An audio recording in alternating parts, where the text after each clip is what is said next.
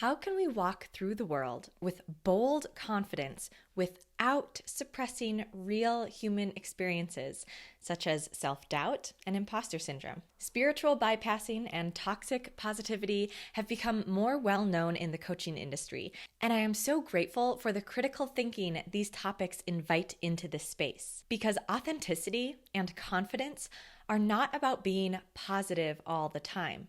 It's about being real. Today, using my master's degree in positive psychology and my coaching expertise, I am sharing 5 journal prompts to walk you toward your most authentically confident self. And if you would like these journal prompts written out right in front of you, I created a free PDF linked in the description below on the Yes And blog. And if you are particularly excited about this video, please give this video a like. And if you are not already a part of the Yes And community, subscribe and turn on your notifications so we can be connected every single Tuesday. So first, let's build our motivation to complete this activity, not only learn about it, by learning what authentic confidence can do for your life. In my experience fostering this within myself, and in my experience watching so many clients walk through this process and come out on the other side finding their version of authentic confidence, here are some outcomes you can expect. No longer will you spiral in circles trying to make a decision, maybe eventually letting someone else decide for you instead of you making a decision that feels good and is best for your life. You'll stop questioning your decisions and you'll feel more confident and clear about why those decisions were made. Furthermore, you'll be able to hear opinions of those around you without getting thrown off course. You will feel empowered to take greater risks because you will hone in greater trust for yourself and for the outcomes of your life. This sounds pretty wonderful, right? Of course, this is a lifelong process and we got to start somewhere. So today, let's dive into these 5 journal prompts. And please, I encourage you to do the work, to either pause this video in the midst of each of these prompts and say your answer out loud, or again, download that free PDF and have this in front of you. Take 15 minutes today or sometime this week to journal out your answers. Starting with the definition of confidence. Prompt 1 is, what is confidence for you? Please do not feel pressured to get this right. There is no right answer here. Just define for you, what do you think of when you think of confidence? Confidence for me is when a person is standing tall with their shoulders drawn back, not in a way of trying so hard, but just in a way of naturally being present, standing tall in who they are. Confidence for me is being able to make decisions and take action without questioning.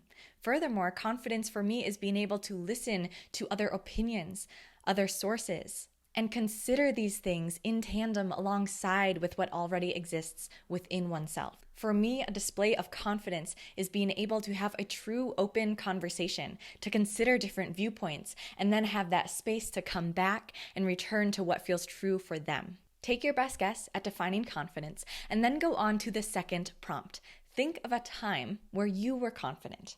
I encourage you to actually close your eyes and take yourself back to this moment. What did it feel like? Not only in your physical body, but in your mind, in your emotions, in your spirit. In this moment, how did you interact with the world around you? Once you've savored that experience in prompt 2, then go on to prompt 3 and think of a time you saw someone else be confident. What were they doing at that time? How could you tell that they were confident? And based on your perspective, did it seem like authentic confidence? How could you tell? Prompts 2 and 3 are really important to get at the feeling of confidence, to get out of our minds and to get into our bodies.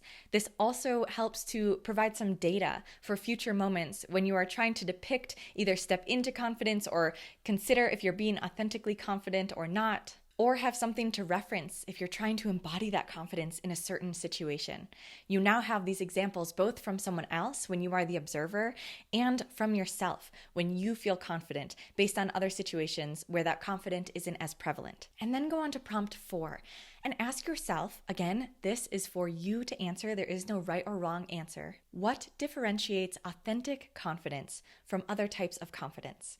So in my answer to prompt 1 in that example, I gave the example that for me, authentic confidence is when it's not forced. So someone may be standing tall and that may be intentional, but it is not a facade. It is not something that seems awkward or incongruent with what that person is actually feeling on the inside. So think about that difference for you. Maybe your answer is that authentic confidence is the only confidence there is. Again, there's no right or wrong here. Just get your wheels spinning about what authentic confidence may be and how that may be different than other forms of confidence. Assuming in your mind there is a difference, ask yourself why authentic confidence feels important for you. For me, it comes back to honesty and integrity. My clients know me as an alignment coach, aligning with who we truly are. And for me, if someone is faking confidence or just putting on a show of confidence, it is out of alignment. Even if it's beneficial to some degree, that incongruence outweighs the benefit of faked confidence. So authentic confidence for me is important to maintain that integrity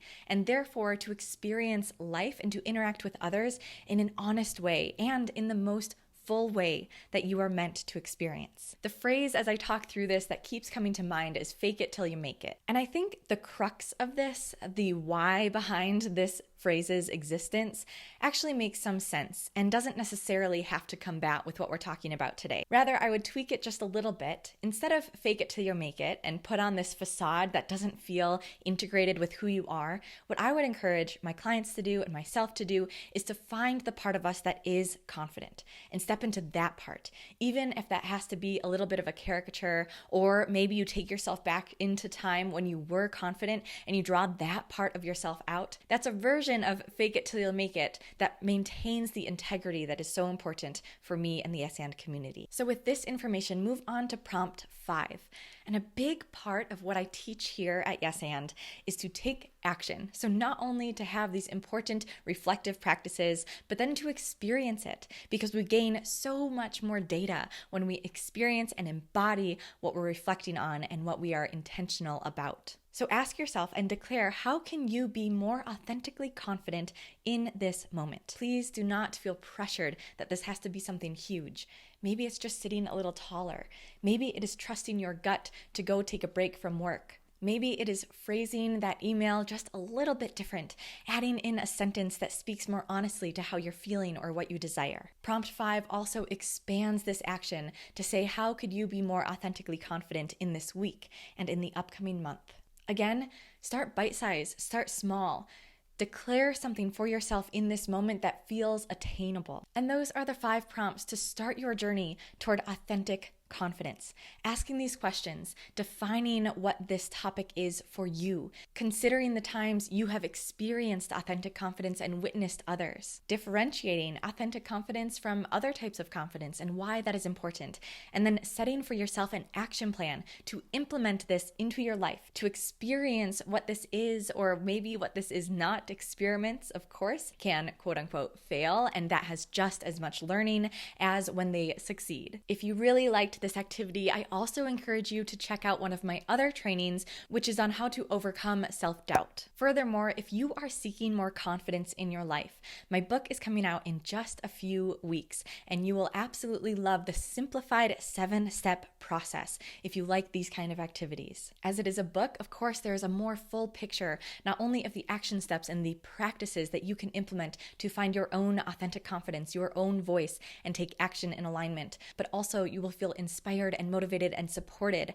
by hearing my own stories, definitions, examples, as well as those of my clients. The book is called Ready Enough, Your 7-Step Guide for Life's Hardest Decisions, and you can get your copy by heading to yesandbymarin.com. So in summary for today, we walked through 5 different prompts to help you step toward that authentic confidence. You can access these journal prompts in written form to have them right in front of you as you continue this exploration by clicking the link to my blog below. If you want to take this even a step further and learn more about this topic and my coaching style, make sure to grab Ready Enough, my book that is set to publish July 2021 at yesandbymarin.com. And to support this channel, there are a few free things you can do.